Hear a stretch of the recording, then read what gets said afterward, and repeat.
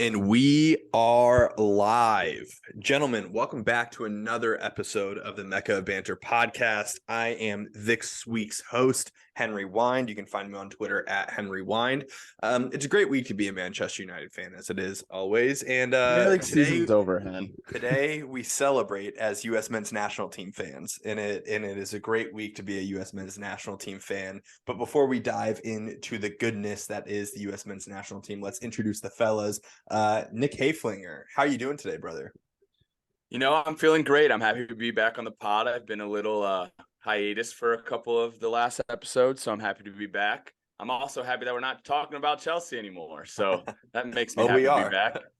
We are. I know, but it's only transfer rumors. We will. The season's over. Yep. We are all tied for first place right now, boys. We'll find a way. That's all I have to say. There's only one team at the top right now. You can find me on Twitter as usual, Hayfy4.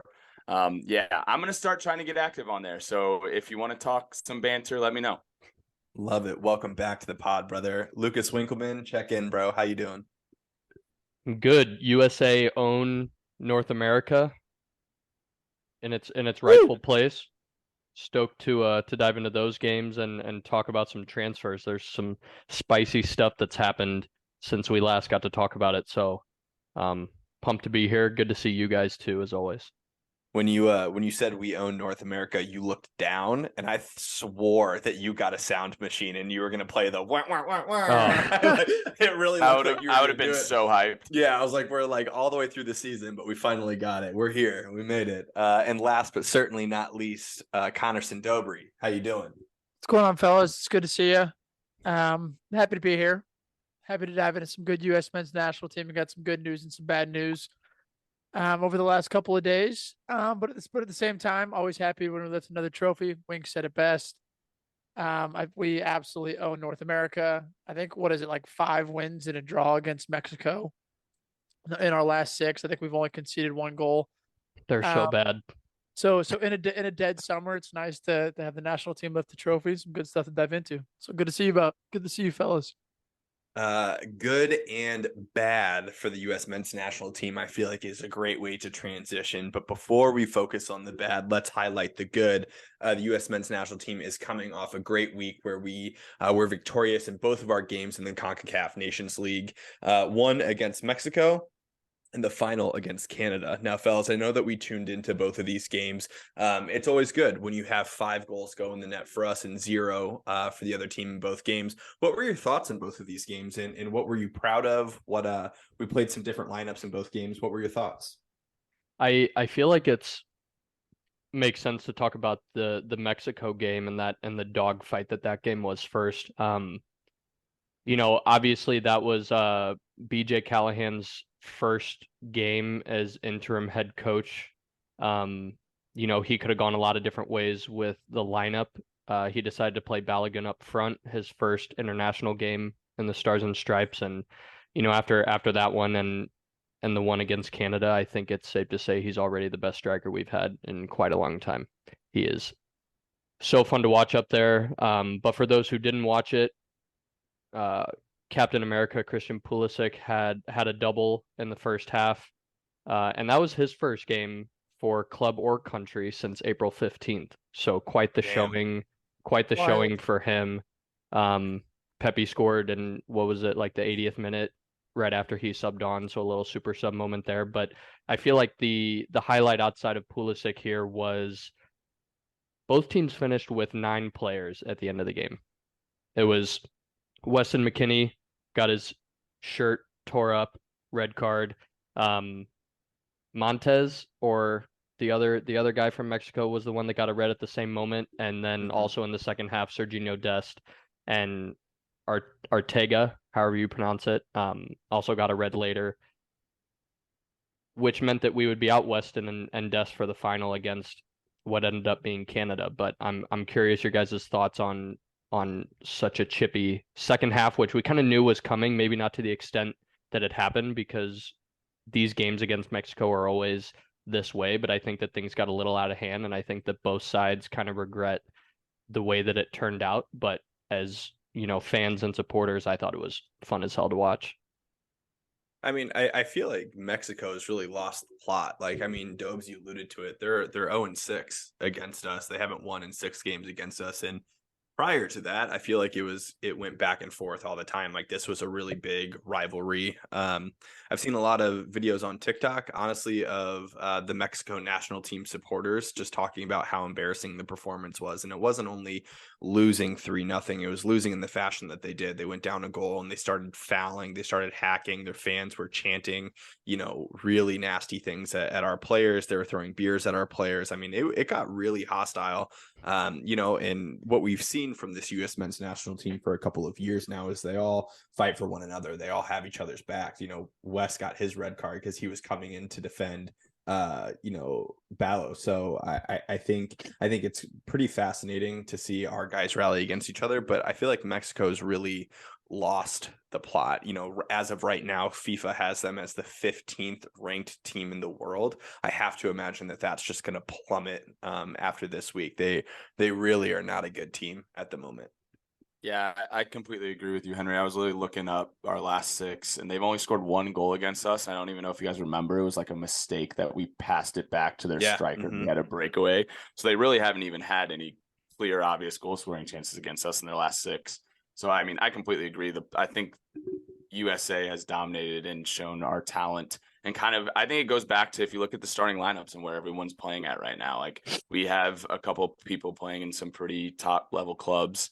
Well, not Christian. I don't know why he doesn't play at Chelsea, but that's a whole nother topic.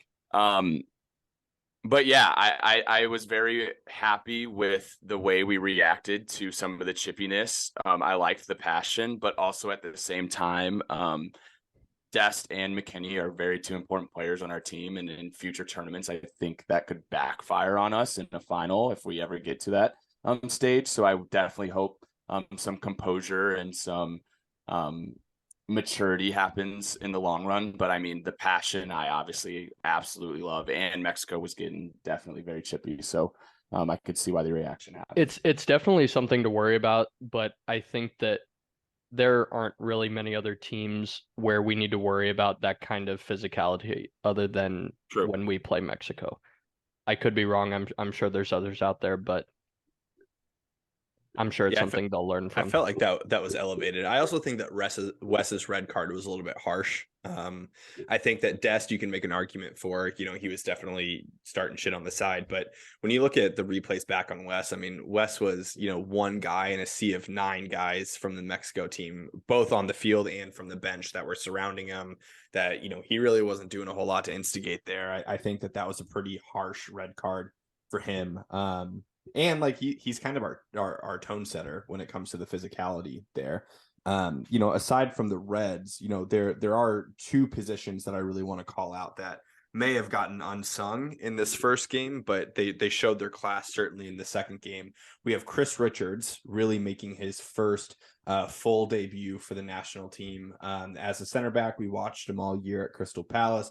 Big fan of the way that he played against United. We made, several comments against it at the episode after Crystal Palace played United. But then Gio Reyna really locking down that 10 position, for the national team. He's either not played or he's played on the right, he's played on the left. But this was 2 consistent starts as the number 10 position, really dictating play. Pretty unreal for those 2 guys. I was deeply, deeply impressed with the both of them. No, I think, you guys have sort of all hit the big points. I think the one key thing that, taking away from the USA-Mexico thing, like, truthfully, I don't mind the red cards at all. Like, to me, that's a USA-Mexico game. Like, it's going to continue to happen, especially when you play in those hostile environments. You're getting beers thrown at you. You're getting fans throwing batteries at you. Like, that's going to happen. You sort of love the fact that West steps up, Des steps up. I also think between the 2 games, it just sort of definitely shows just like the depth and options that we're going to have moving forward. Like, between the 2 games, moving towards the final, like, the level wasn't the same, obviously, that you're going to get with a West or that you're going to get with Tyler Adams, both in that midfield. But at the same time, we have guys that could do a job. And I think that was the most apparent thing, to where, yes, it wasn't the perfect game, but also these guys only get a week and a half together. They don't get a full month, 2 months that they may get before a World Cup cycle. So I think this is just something to build on. I think this might be a good segue if we want to start talking about Greg, because Yeah, I let's think do it. the job that BJ Callahan did over the 2 games was like fantastic. Like I think that the 2 lineups that he set up both times, I did kind of want to see De La Torre in the final, but I think the him just throwing Balo straight into the 11 was fantastic.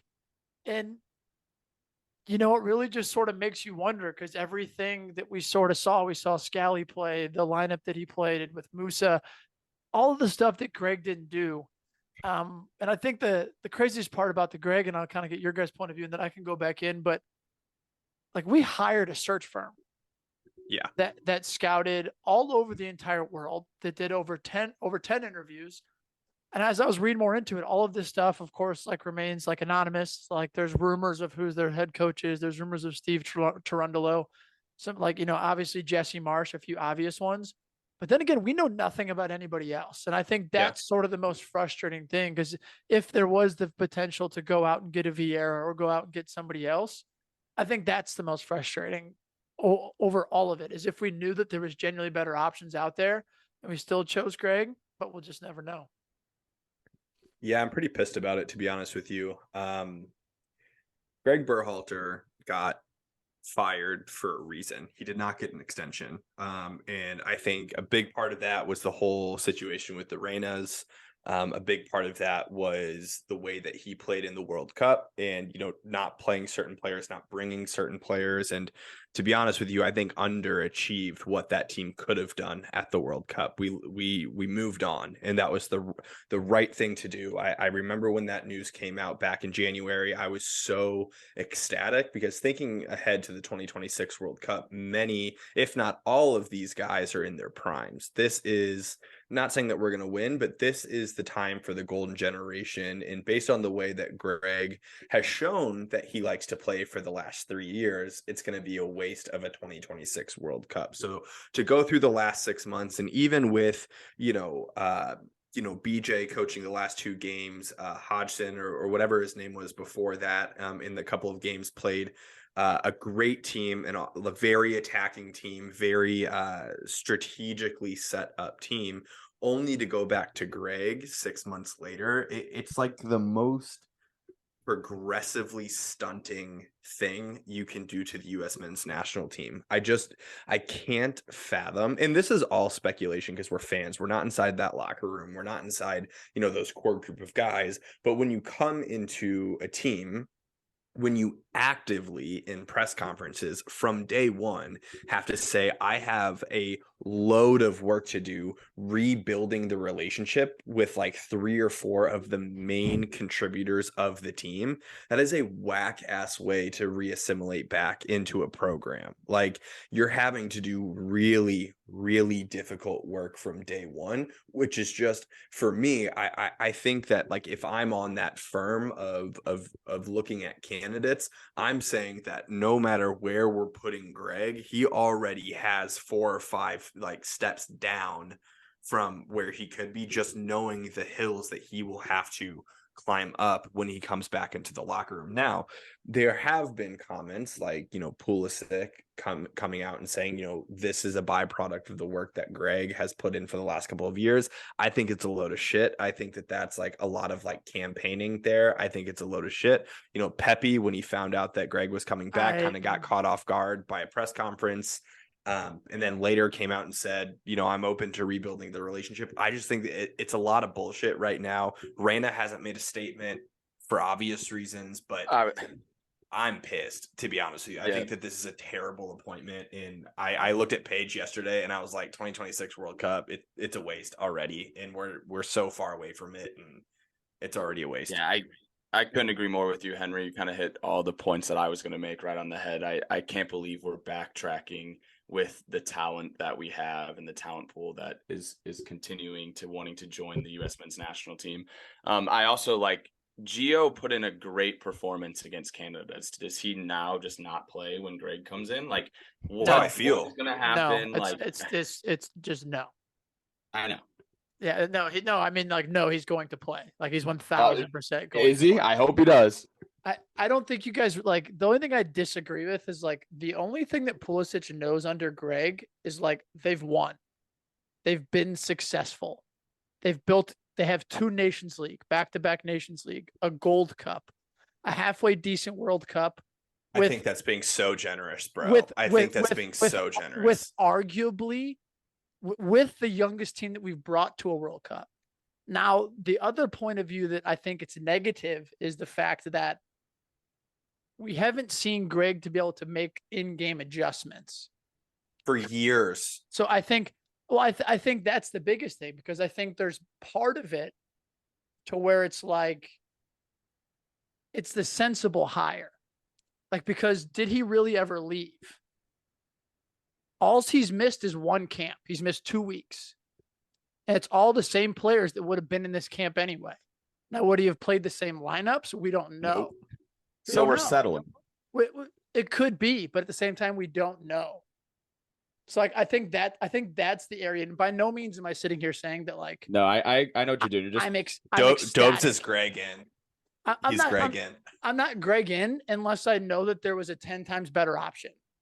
Yeah. Because I do think that if Greg has and you don't think there was? There had to have been.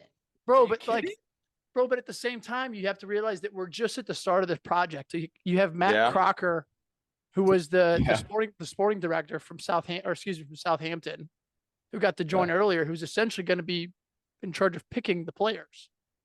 Like he's the GM, Greg's the coach. So like it is the beginning of this cycle. By no means am I like ecstatic. I'm just saying that I don't think it's necessarily like we're fucked in 2026. Like let's see what happens a little bit. Because at the end of the day, Greg not coaching and Gio doing what he did is best for all parties. Because Gio has shown that he has to be in the lineup. Yeah. Like, but I agree, but I also think now a conversation has to happen between Greg and Gio, and I just don't see Greg being like, man, I'm so sorry. Let's put it in the past. But listen, what did Gio do? True. What did Gio do? Nothing. Like, but then, like, what did Greg do to deserve fucking Gio's parents doing that shit? Like, that's where there's that whole thing where it's like, if Gio wants to be part of the national team future, Greg is that coach. So either like they come together and say, hey, like, let's win something, which they very well could do. But if not, then it's like, well, what else are you going to do? I'm just saying, like, I'm playing devil's advocate here because I get it. Yeah. It's a terrible look. But like from where we've been to where the national team has been, like after what I've seen over the last 2 games and like Greg coming in, by no means am I like, oh, fuck. Like now I know that when we have our dogs in the correct lineup, like we have the ability to be one of the best teams, the best team in CONCACAF. Josie Altidore isn't even a selection anymore. Like that's what I mean. Like we have such a good squad that like some of those guys won't even have a shot. Yeah. But like the thing is, bro, is like the World Cup was 6 months ago. And like was the World Cup a failure? All I'm saying is with the exception of Chris Richards, who was injured during that time, all of those guys were available for selection and available for playing. And we saw what Greg did in the World Cup. He brought in MLS players over Joe Scally. He brought in MLS players over Gio Reyna. He makes the decisions in games. And like you said, you alluded to it, like he fails to make the in-game adjustment. And so we can have the sporting director say, hey, here are the guys that you need to pull from. And there's like the joke on Twitter of saying like, Greg's back, here comes, Paul Areola or whatever, back into the lineup or whatever it is. But like, I don't have any trust in Greg that he's going to make the proper calls in putting the guys into position. Like, you're also forgetting that we bossed England, like in the same World Cup, like 0-0 to where like arguably one of the best teams in the entire tournament with like the youngest team in the entire tournament. I get it. But like, I don't see England settle. I mean, Southgate's also an idiot. Like this is a terrible comparison because I think Southgate is Greg Berhalter in like a 3-piece suit. But like, when I think of like what is needed from an advancement standpoint, like I don't want to bring this back to United, but United got top 4. Like we got top 4 this season. They all like performed. They did their job. And I'm still out there saying these guys aren't good enough. We need to bring in reinforcements. We need to do whatever. So I think in the same setting, I want my national team to be just as ruthless. I want to say, Greg, thank you for taking it this far. You made it to the round of 16 or 32, whatever it was, out of the group stage. You know, we could have gotten a result against the Netherlands. We didn't. Thank you so much. And we have to have that same level of who can elevate this group over the next 3 years to get us where we need to be in that World Cup. Because without that, who is that? Bro, I don't know. I just have seen the body of work that Greg has done, and I can't get on board with it. The frustrating part is that I'm in such agreement with you guys that I don't think Greg is like, I don't think that this next cycle we're gonna win the World Cup. I think I would take quarterfinals, semifinals, like let's be realistic with our goals here. But at the same time, everybody keeps bitching about Greg, but nobody has a better option. Everybody keeps saying Jesse Marsch. Name a better option that would take the U.S. men's national team job. Yeah, I want to know what's happening behind like closed doors and like the interviews. That's my whole thing is like Luis Enrique. Yes, would we love him? Zinedine Zidane. Would we love him? Pep Guardiola. Would we love him? Like, of course, like there's these guys we can dream about, but realistically, like you have to have someone. It's hard. It's hard for me to imagine that we had no interest from any. That's how I feel coach too. or manager. I'm like, it has to be someone from a recent top. Like I'm telling you, give me any name and you throw it out there, I'm taking him over Greg Berhalter. If he coached professional soccer at a high league, I'm taking him over Greg. Maybe Frank. Would you take Frank Lampard or Greg Berhalter? Probably not. Absolutely fucking not.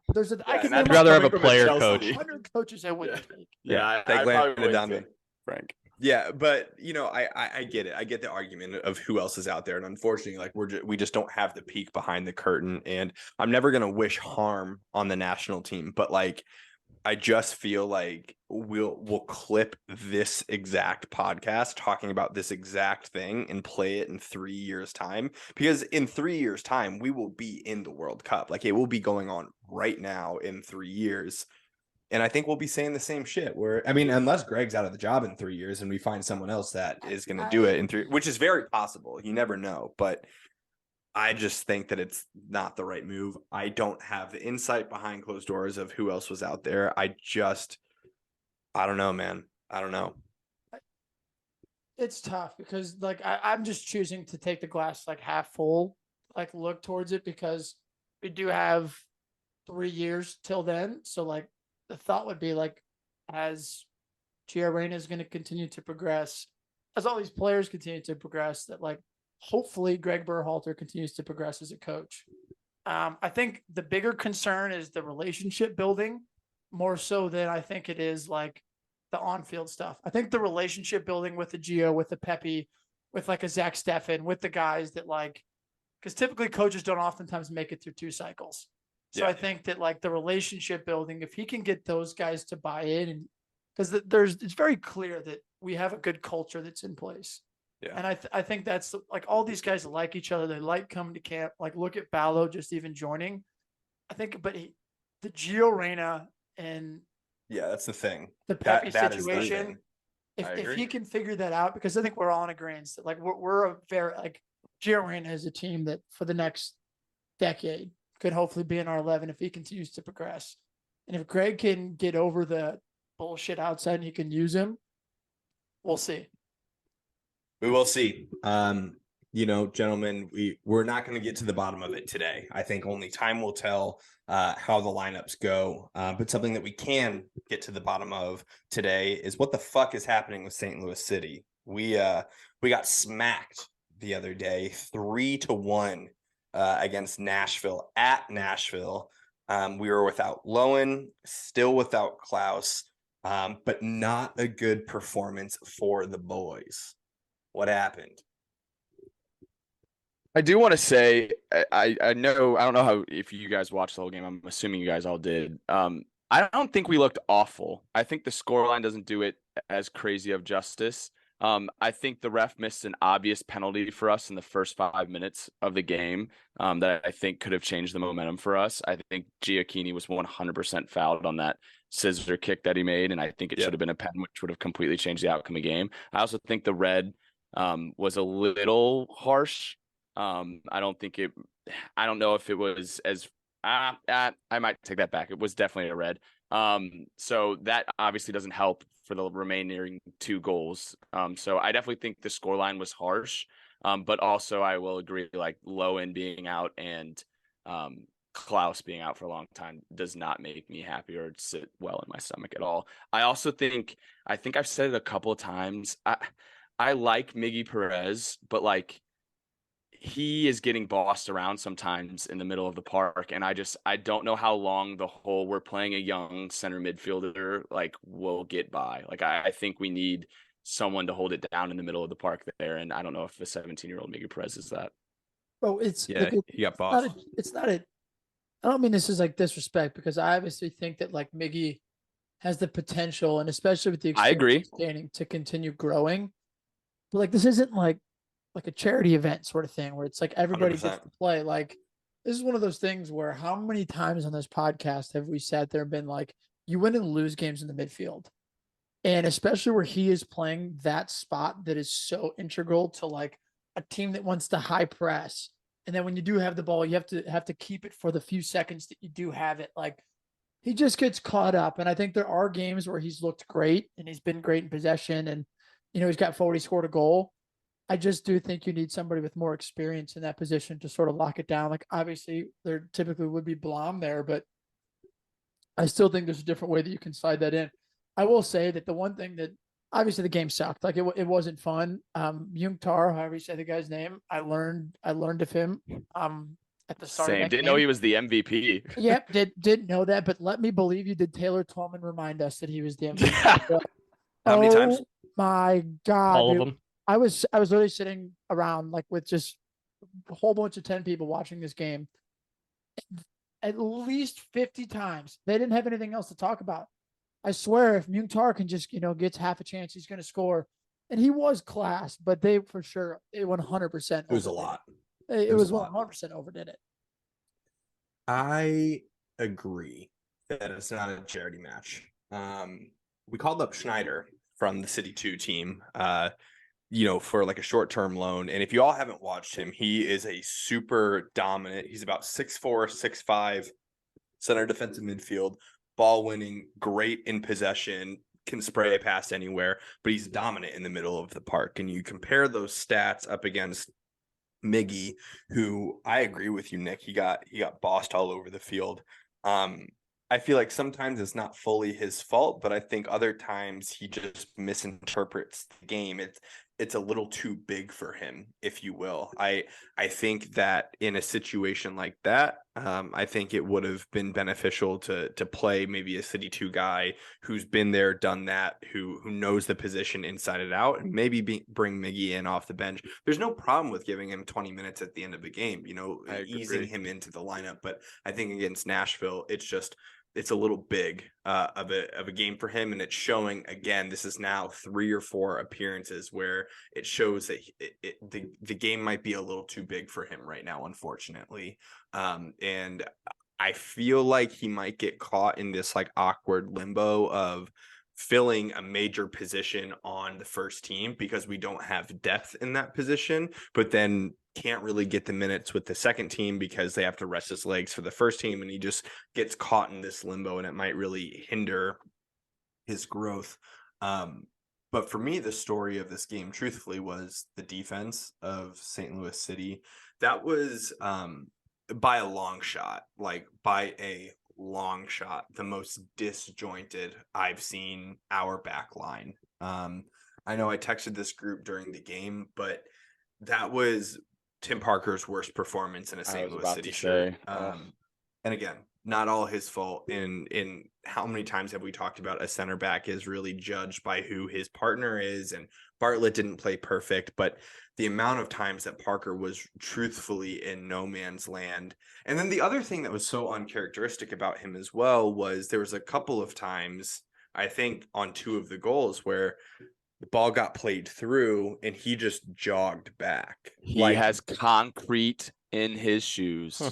But like we've also seen him fucking hustle and chase down balls and do like amazing things. And I think that's what surprised me more than getting drawn out of position. We've all done it before. We've all gotten pulled out of position, but just a lack of hustling back was really disappointing for me to see. And I think in those moments you choose whether or not you're going to put in that discretionary effort. And I think he chose not to. But just to speak for Andy Hubert, because I know that if he were here, he'd say it a million times. Bartlett is probably going to be the first guy off the team sheet once Nilsson gets recovered. Because he gets pulled out of position quite a bit, and he also fouls a lot. He gets sometimes unlawfully yellow carded, but that man gives up so many fouls. He got beat up in this game. He busted his lip open. He got called for a lot of fouls, but Hebert on the second yellow card, I agree with you, might have been a little bit harsh, but you're already on a yellow making that tackle, tackle from behind. Like, that's tough. Nerwinski, don't know why we made that halftime adjustment to put our backup to the backup left back on the right side. I think it shows a lot about our depth in those wing back positions. It was not a good look defensively for the boys. All of our teams at different times, all of our Prem teams have had issues in the spine of a team. In this last game, we were without two of our biggest spine players, and I think it showed. Makes me nervous for this upcoming game on Wednesday of what even lineup we're going to throw out. I don't know about you all, but I think it might be a 3-5-2 situation or a 3-4-2-1 situation where we kind of load up the middle of the park and maybe try some guys at wingback against a Real Salt Lake team that's not super devastating on the attack. I don't know. I'm a little curious of what you all think about this next game.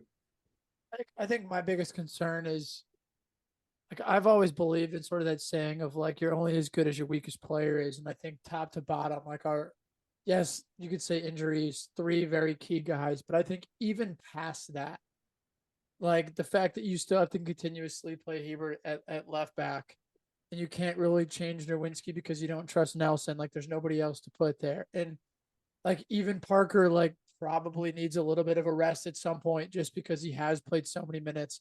And so I think that's my biggest concern is like when you do have guys like Blom and Lewin and Klaus who are so important and you can't adjust, like we just have nothing. Mm-hmm. And I think that's sort of the biggest, not saying we need an MVP candidate like however the fuck you say his name from Nashville, but like we don't have a player that can just like at any moment score. Like, yes, Gio has scored some time. We've had some other guys that have contributed. Lowen's had some goals. Like, we don't have that guy that's considerably dangerous. And then when you have no depth at a back four and in the midfield, like, it's a recipe for disaster. So I think at this point, you're just trying to, like, find a way to be as defensively sound as you can and hit on the counter and play that pressing style. But we'll see what Carnell comes up with for Wednesday, because at this point, like, the boys are hurting for players. Yeah, I say we're going to be grinding out results, I feel like, these next couple, and I think Carnell will be put to the test a lot, and I'm hoping he's up for the challenge. It might be foolish of me to say, but honestly, I'd love a 3-5-2. I'd love to put Yarrow as that third center back, and then I'd like to bring up Wenzel from the second team to play as a right wing back. I've watched him play several times. He plays either a center back or right back. But he has great size to him, loves getting forward, can whip in a ball. Owen O'Malley on the second team has played quite a bit. We drafted him like first round last year or this most recent year.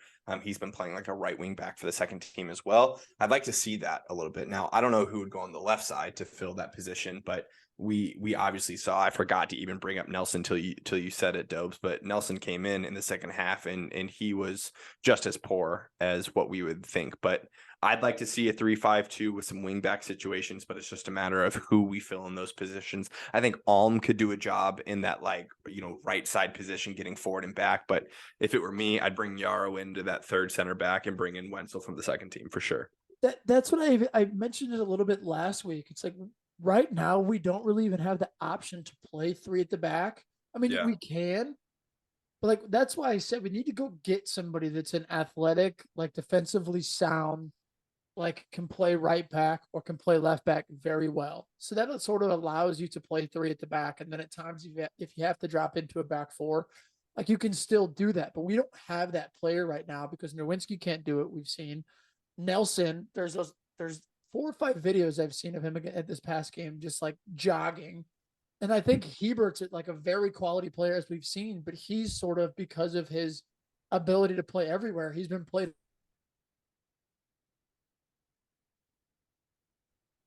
Oh, Dobes, you muted, bro. out of position.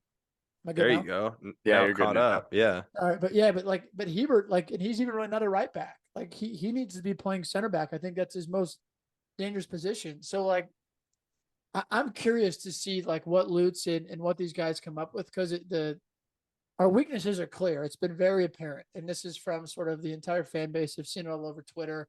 I've seen a bunch of different other podcasts and stuff sort of talking about it. Like we need wing back help in order to be Badly. able to just be confident to give us like some sort of flexibility in the formations that we can play.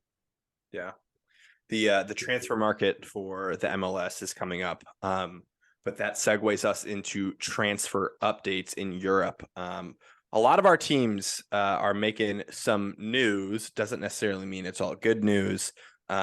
We have some things to dive into, fellas. Who wants to kick us off on some transfer updates? Throw it out there. I don't have any positives, so I'll let them kick it off. I was gonna say, I mean, me and Lucas were kind of talking about it before, and the rumor came out this morning, or it has been all week, of Kai to Arsenal. I kind of wanted to pick, or we were talking about it before. Winks kind of told me that he would be okay with it as long as it was at a decent price. I, of course, asked him what was a decent price, and he said he would save it for the pod. So I'm interested to see, Winks, what is that price for Kai that you think you would be happy with? Yeah, it's interesting because like so Chelsea wanted 75 million. That is a heaping pile of horse shit. We're not going to pay that. Absolutely Yeah. insane. I was baffled by that and like what they had to back that valuation at. On transfer market, his value was like 60 million. And even that's a little high for me. Granted, he's 24, incredible player, shit system. You know, there's a lot of ways to look at it, but knowing that Chelsea are having a fire sale, you guys are probably going to get Mason Mount for cheaper, maybe. And obviously they're offloading all these guys to Saudi Arabia, right? They offloaded Hakeem Ziyech. They may be offloading Koulibaly. Mendy's there. So when it comes to Kai, I think that knowing that they have to get rid of these guys, right, for financial fair play regulations. No, just so we can buy Kane, but yeah. Or that, whatever the case is. If we're going to get him, I think like the 45-50 is a lot safer of an offer for a player like that. And when it comes to Kai, I try to look at it as what can this team become by adding him on the field? What roles can he fulfill? How dynamic can he be, etc. So I think that one way that Kai can solve some of the problems we have is that we are missing a physically tall forward target, and some final third movement to create big chances outside of just the ton of possession that we've had this season in the final third. And so if you look at our roster this season, Granit Xhaka was our tallest player outside of our back line, and he was only 6'1". So Gabriel Jesus is like 5'8". If he's going to continue to play in that position next year, we continue to talk about depth at all of our squads, but I think he would provide.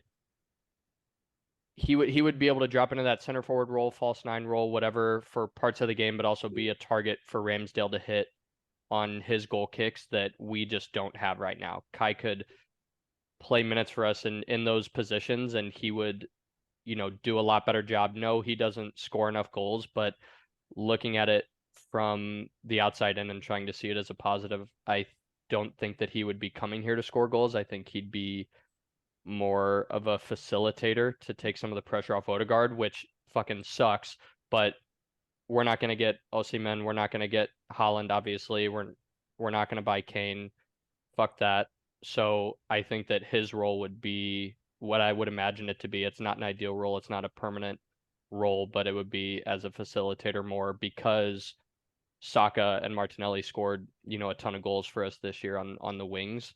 And so I think that taking some of the pressure off Odegaard to produce those final third through balls and, get those assists, I think that he is technically gifted. He's 24. He's, won trophies, won titles, international experience. So I think that at the right price, he could fill a lot of different roles in a way that Trossard does a little bit versus us having to kind of go back to those traditional like backup players in a lot of those positions. But I think Kai has that ability to where he can play as a 9, but I almost think sort of like I think, and obviously like let's just take Declan Rice out of the picture because we don't know what's going to happen with him yet. But like even currently, like Thomas Partey with like Odegaard playing as an 8, and then like Kai playing as a 10 that can also interchange with a Gabriel Jesus. Like there's a lot of balance that sort of takes place in that.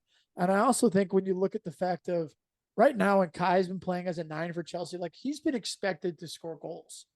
Like he's never necessarily been a player where like his entire job is I have to score goals. He's always been a facilitator that can also score goals. And so I think when he gets more comfortable in a role like that and has the potential to play as a 10, like I do think that there's some benefit there. I also think that the way that Arsenal play, where they have so much of the ball, like Kai is so technically sound that I think he can turn back the clock a little bit to 2 years ago or even Leverkusen Kai. But then again, I do think that the price tag is a big thing. Yep. At 80 million, like I put myself in a Chelsea fan's shoes or even Bowley's shoes. Like you're selling them to a direct rival. Like why would you ever in a million years try to give it to him on the absolute low? And that's why I think that's where some of that extra like 20 million, 15 million sort of comes in from an evaluation. I think if you guys got him for 50 million, that's a steal. I think I do too. 50 is a steal. I think there is so much quality in Kai. I think we saw it at Leverkusen. Obviously, he had some spurts of beauty at Chelsea, but obviously not consistently. But yeah, 50 million for Kai, I think would be a steal. I also completely agree with Dobes. I think his real position is a 10.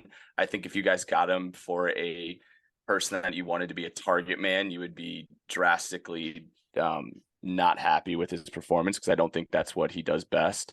It's not, but he would do it better than a 5'8" Gabriel Jesus. I don't even think that, but that's okay. I've watched him get bullied every head ball and every goal kick for the past year and a half. So I just that kind of shocked me when you said that. But no, I think I would be upset to see him go to Arsenal, obviously because of what Dobes just said. He is a rival, and he obviously did bring a great night for me as a Chelsea fan. So I always am thankful for Kai. So it would hurt to obviously see him to go to Arsenal, but I do think 50 million would be a steal. Winks, give me your thoughts and to shift away from Kai a little bit because I was reading into these Thomas Partey rumors that like he may leave this summer. So I want to get your thoughts because I think that like I personally don't think you should get rid of him, but I'm curious. Like even if you get Declan, I still don't think you should get rid of him. But I'm curious as just your thoughts on because there is the Caicedo rumors too, so it could literally be just Xhaka and Partey out and Rice and Caicedo in. So curious on your thoughts. Yeah, I mean it doesn't sound like I don't know, dude. All these rumors are so tough to like decipher what's real and what's not. Yeah. Supposedly we are allowing him to leave, but I would agree that I wouldn't want him to go, especially knowing that we're getting rid of Xhaka. It's like we go back to it again with the whole depth concept of if we end up getting Declan Rice and then we get rid of Xhaka and Partey, like now we're one starter less than where we started, assuming we don't sign Caicedo. We have Mohamed El Neni, Jorginho, who won't be here that much longer, and Emil Smith-Rowe who can play those positions, and those just flat out aren't three guys that a title contending team can have as their backup in those positions.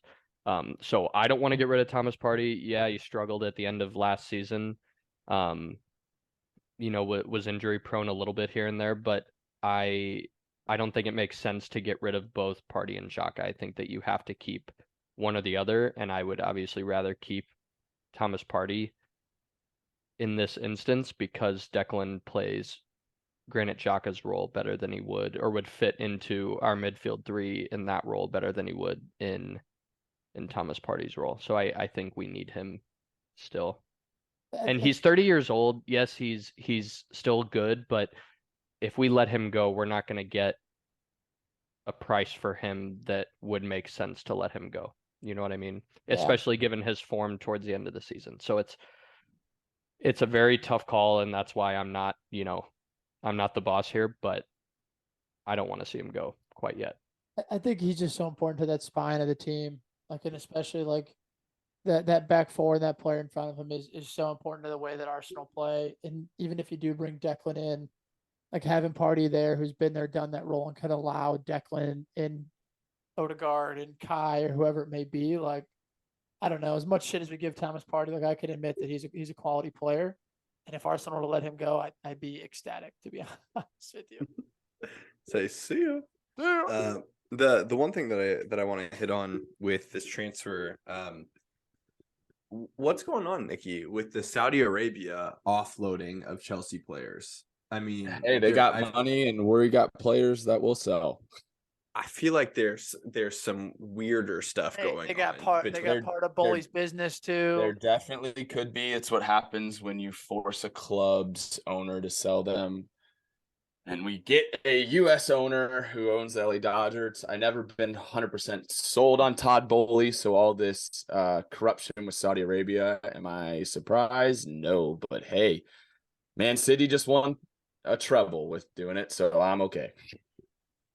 So the word on the street is that Saudi Arabia owns 60% of the shares that Todd Bowley's company owns for Correct. Chelsea. So they technically are the majority owner Correct. In that situation. And now they own the PGA Tour and Todd. That's where our $60 million two transfers came from.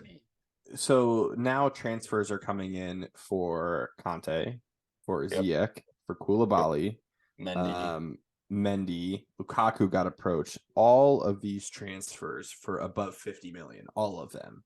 And in a world where there is inflated prices, obviously, but in a world where no one is paying 50 million for Mendy, in a world where no one is paying 50 million for Ziyech, and I don't think that either of them are bad players, but they're not 50 million players. They're just not. Nick, I don't even want to get into this debate with you. Never. If you think I'm okay with Ziyech, but Mendy is 50 million, you're crazy. Based off of what? Yeah, in what world? Goalie of the year, Champions League final winner. What do you mean? Okay, behind when? Kepa? Dude, I'm not paying 50 million for Casillas. What do you mean, Casillas? They're nowhere near the same level. Mendy's better than De Gea. Bro, Casillas was the best goalie in the world years ago. All right, Mendy won that trophy years ago. But anyway, years ago, 2 years. You're crazy. You are crazy. But that's a lifetime for a soccer player. He didn't play for a goalie. But you may never get back to that level. Because he was hurt, Henry. Okay. You never may get back to that level again. Nick, in the takes, Kepa went for 63 million 3 years ago, and you're telling me Mendy is not going for 50? You are insane, Henry Wine. You are insane. Should Kepa have gone for that? No, but that's what I'm saying. And prices are inflated, goalies are inflated, they're all inflated. He is not going for 50 million. He's going for more. I'm gonna stand by my original statement of none of those players are $50 million players right now at all. Do you know what Ziyech signed for Chelsea for after his Champions League run? I agree. Maybe 30, because they're not 50 million players. All I'm Yes. saying is that there's weird shit going on with Chelsea and Saudi Arabia, and it's really pissing me off. If all of this comes out that, you know, obviously Chelsea spent all of that money in January, obviously, we all know that, but then they're offloading players to balance the books for these crazy inflated prices. It's a load of horseshit. Like, it's Dude, just Wait till you the guys get bought worst. by them. It'll happen to you.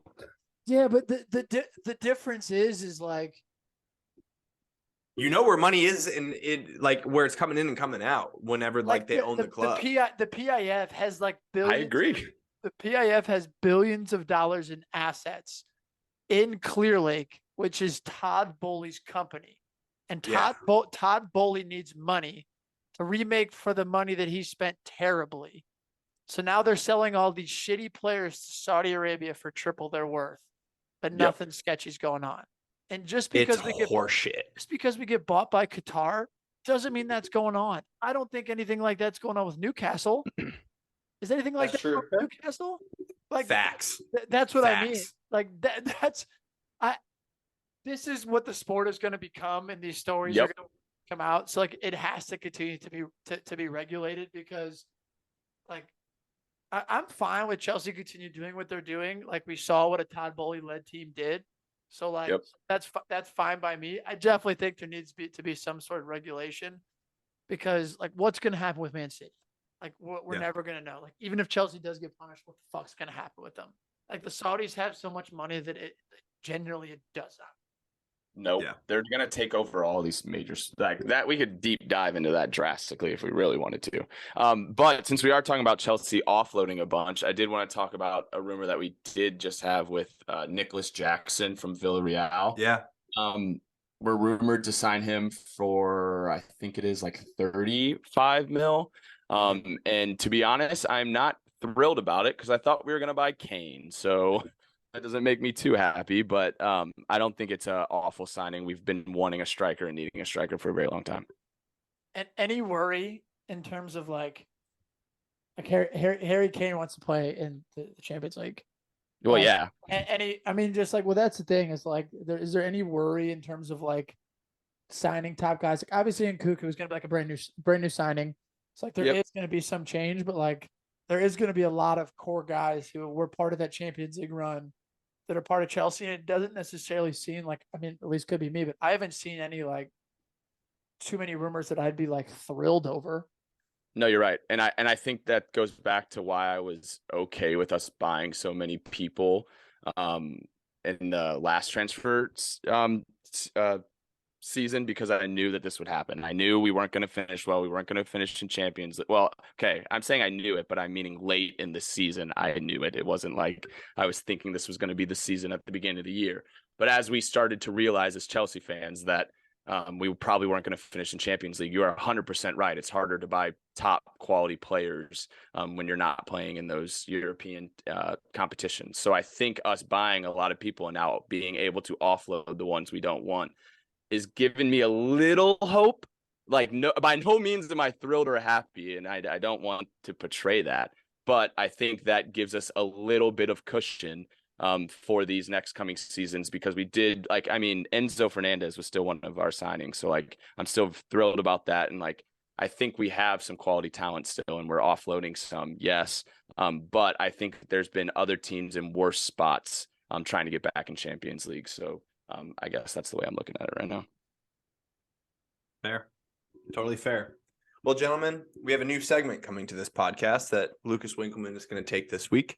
We're going to look into the bet of the week. We're gonna look at all of the different fixtures that are going on out there, money lines, goal lines, etc., and look at what is out there for the week. So, Lucas, you want to take this week? Yeah, boys, I am stoked about this. I feel like it's kind of been a long time coming on this pod because every week we kind of throw out ideas for different bets. And I think with how much footy we watch and how closely we pay attention to everything, it only makes sense for us to kind of squad ride some bets with each other and offer it up to our listeners as well to ride with us. So for the first of many Mecca bets of the week, we are going to take the FC Cincinnati money line at home versus Toronto FC. Now Cincinnati is 12-1-4 this season. Toronto is 3-5-10. Cincinnati are unbeaten in their last 13 matches. That last loss was actually 5-1 against St. Louis City back in mid-April. So that's a little fun tidbit there. But Cincinnati have an opportunity here to secure their 13th win in 18 MLS games, which would be a record in the MLS. Toronto's only taken 4 out of a possible 24 points on the road this season and haven't scored in 4 of their last 6 away matches. I really don't want to touch the over-under here because Cincinnati could cover that themselves. I think it's at 2.5 right now, but I think there's a lot of value in minus 160 right now on DraftKings and FanDuel for the Cincinnati money line. And I think that the overall depth and kind of form that FC Cincinnati have had recently should help them maintain their perfect home record. So we on the Mecca Banner are going to ride Cincinnati money line on Wednesday. You heard it here first, folks. Thank you so much, Lucas Winkleman.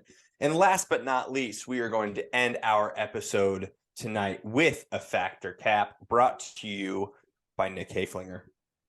Shout out my boy Bucci Maine for not being on the pod today, but I will provide our Factor Cap for this week. I'm gonna ride with this whole new storyline of the U.S.-Mexico rivalry, and I think our new signing, Balo, Factor Cap boys, will never lose to Mexico in a U.S. jersey. Ooh, that's a good one. That's a good shout. Factor Cap. Lose, so that doesn't include not draws. Lose. Well, So he will not lose. So win or draw. So we get a double chance on on Balo. On the next, at 21 years old, for the next. I know. 10 years. I mean, logically, I kind of want to say just cap. Just because you never know. That's your cap. Because that's a long time. And by your guys' logic, Greg's coming back, so we're fucked. Yeah, we're fucked. So We're fucked. But Mexico's fucked too, is all. I will say Mexico. I'll go like next cycle. We won't lose to them in this World Cup cycle. I'll give you. That's I'll give fair. you that. Yeah. Okay. How many times do you think we'd new play question. them? How many more times do you think, outside of potentially getting them in the World Cup at some point, how many more I'd say times? at least twice a year. No, At it's least. not necessarily twice a year, but we'll get them 2 more times in, like, with the real team, 2 more times the World Cup qualifying, home and away, and then we may get them in like a tournament or something like that. But the real team, because like the Gold Cup's coming up, but like Yeah. I think Mexico's doing what we're doing. When I was formulating this question, I was trying to think about how many games that would be, and I guessed like 12 or 15 range. Yeah. Yeah, the Gold Cup's going to be funny because it's all MLS players. It's like no one. And Dest. My heart says fact because of the state of the Mexican national team right now. My brain says cap that we may lose 1 or 2 of those several games. If your 12 to 15 is right, I predict that if we do lose, it's only 1 or 2 though. Yes, we have Greg and it is what it is, but I think that we've talked about it the last couple years, even before the World Cup, about how excited we are about this group of young guys that we have that again are going to be in their prime in 2026 and how dangerous that group is going to be. So if that holds true, you know, my heart says fact here. I also want to add a little caveat. I did do say that shit. Balo in a USA jersey, so if he's Not not playing, like if he's not then- playing, yeah. Well, yeah, That's doesn't why count. I'm gonna say fact because That's what I I'm saying. think- I'm thinking if he's in the lineup, it's an important game and we're winning. Yeah, and we're also bringing the surrounding dogs, him. too. Yeah, 100%. Yeah. So I'm gonna go fact for that specific reason. I'm going fact. I will say Okay. that like we have the majority of these, like, I think sort of the change has been like the majority of these dual nationals of like the Mexican, like Americans, like Ricardo Pepi, are choosing to play for the United States if they can. And I think Yeah. that's going to make, because I do think that there has been that shift that people see the change in culture and the trajectory of both. And there's even a few more that are like dual, that are playing in the MLS that I've been reading about that are want to choose the United States. So I Yeah, hope that he guy does it. from Cincinnati like just came out last week and said the Never same heard of thing. him. Never heard of him. Watch some Yeah. highlights. Looks pretty cool. Sounds great. That's sick. Right. Yeah, Brandon Vasquez did it earlier this year, which he's Greg not won't play touching the him. first team, but whatever. But that's a good one, Nikki. I like that. I think when Balo's playing, I think that we're winning out. But that concludes today's episode of the Mecca Banter. Fellows, great job tonight. As always, check out our Twitter, check out our Instagram and our TikTok. We're lively on all of those channels. We'll catch you guys next week. And until then, good job, fellas. Cheers. Cheers, lads. fellas. Cheers.